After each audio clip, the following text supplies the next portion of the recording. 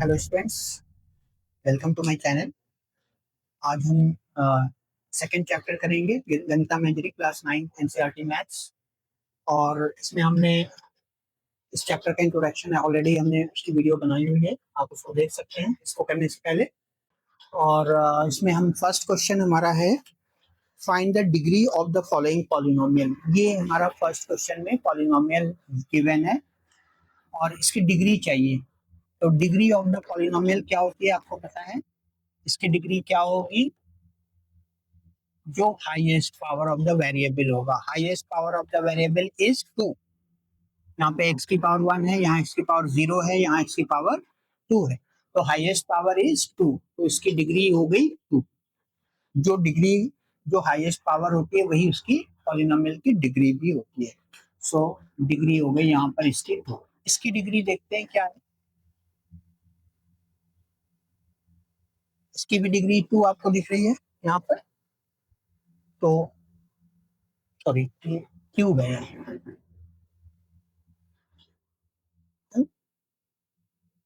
यहाँ पे क्यूब है, तो इसकी डिग्री 3 हो जाएगी। Highest power is 3। इस केस में देखते हैं डिग्री क्या है। ये कांस्टेंट पॉलिनोमियल है, इसमें कोई वेरिएबल आपको दिख नहीं रहा है, तो इसकी डिग्री क्या होती है, 0। कांस्टेंट पॉलिनोमियल की डिग्री क्या होती है, 0, बिकॉज यहाँ पर -9 इंटू एक्स पावर 0 छुपा हुआ है। तो -9 इंटू एक्स पावर 0 है, इसलिए इसकी डिग्री हो गई 0। कांस्टेंट पॉलिनोमियल की डिग्री क्या होती है, 0। इसको कहते हैं कांस्टेंट पॉलिनोमियल। ये आपको लिखना नहीं है आंसर में, बट मैं आपके नॉलेज के लिए लिख रहा हूँ। कांस्टेंट पॉलिनोमियल उसे कहते हैं जिसकी डिग्री 0 होती है। अब हम इस केस में आते हैं। फोर्थ केस में इसकी डिग्री पूछा है, तो इसकी डिग्री क्या होगी। यहाँ पर z की पावर क्या है, 1, तो इसकी डिग्री हो गई, हाईएस्ट पावर इज 1, तो डिग्री हो गई 1। आइए सेकंड क्वेश्चन करते हैं। Right the polynomial of degree 1 2 3। Second question है, डिग्री 1 2 3 के पॉलिनोमियल लिखते हैं। तो पहले हम डिग्री 1 का लिखते हैं। कोई पॉलिनोमियल लिख लीजिए डिग्री 1 का, -5x + 7। ये हमारा डिग्री 1 का पॉलिनोमियल हो गया, क्योंकि इसकी हाईएस्ट पावर वेरिएबल की क्या है, 1।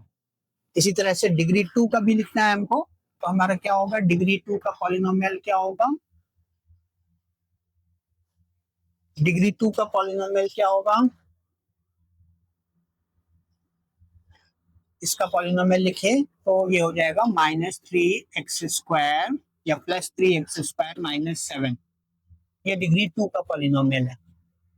और इसी तरह से डिग्री 3 का लिख लेते हैं। डिग्री = 3 का पॉलिनोमियल क्या हो जाएगा, क्यूबिक पॉलिनोमियल, यानी x³ - 7x² + 5 कर लीजिए। ये हमारा डिग्री 3 का पॉलिनोमियल है जिसमें हाईएस्ट पावर 3 है। सेकंड क्वेश्चन हो गया, ये बहुत इजी एक्सरसाइज है ये।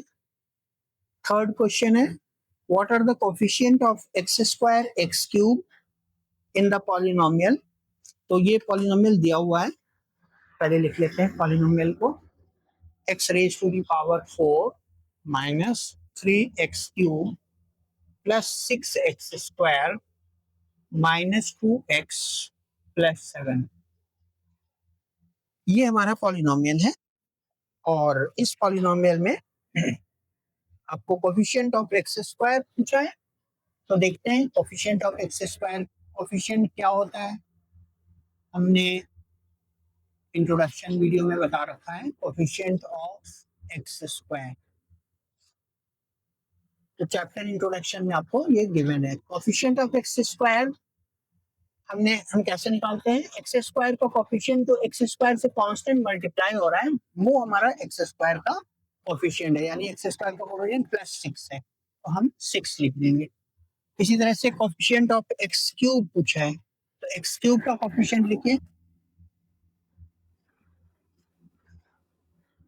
Coefficient of x³ is equal to क्या है, यहाँ पर -3। इसमें नेगेटिव साइन अगर आ रहा है -3 के साथ, तो वो नेगेटिव साइन भी लिखा जाएगा कोएफिशिएंट में। अदरवाइज अगर आप +3 लिख देंगे तो गलत हो जाएगा। ये हो गया हमारा question number 3। Next question, question number 4, what is the coefficient of z in the polynomial. तो पॉलिनोमियल हमारा क्या है, फोर्थ क्वेश्चन में लिख लेते हैं 4z³ प्लस 5z² माइनस 11। इसमें z का कोफिशिएंट तो क्या है, तो आप देखिए यहाँ पर इस पॉलिनोमियल में कहीं भी z नहीं है, z की पावर 1 नहीं है, z की पावर 3 है, 2 है, यहाँ z की पावर 0 है, लेकिन z की पावर 1 नहीं है। तो इसका मतलब कोफिशिएंट ऑफ z इज 0, यानी इसमें इसका मतलब 0 इंटू जेड है, इसके अंदर प्लस करके 0 इंटू जेड इसमें छुपा हुआ है जो अंडरस्टूड है। तो यानी इसका कोफिशिएंट z का क्या हो गया, जब वो टर्म नहीं होता है जिसका कोफिशिएंट चाहिए हमें, तो उसके लिए हमें क्या लिखते हैं, कोफिशिएंट को 0 लिखते हैं। So coefficient of z is equal to 0। ये हो गया आपका। इसके बाद क्वेश्चन नंबर 5 पे आते हैं। इस क्वेश्चन नंबर 5 पे, और क्वेश्चन नंबर 5 में एक आ जा रहा है, what is the constant term of the polynomial. इस पॉलिनोमियल में कांस्टेंट टर्म क्या है। सो आप देखिए यहाँ पर पॉलिनोमियल हमारा क्या दिया हुआ है, 9x³ plus 5x² minus 8x minus 10। अब इसमें ये कह रहा है कि इसका कांस्टेंट टर्म बताओ।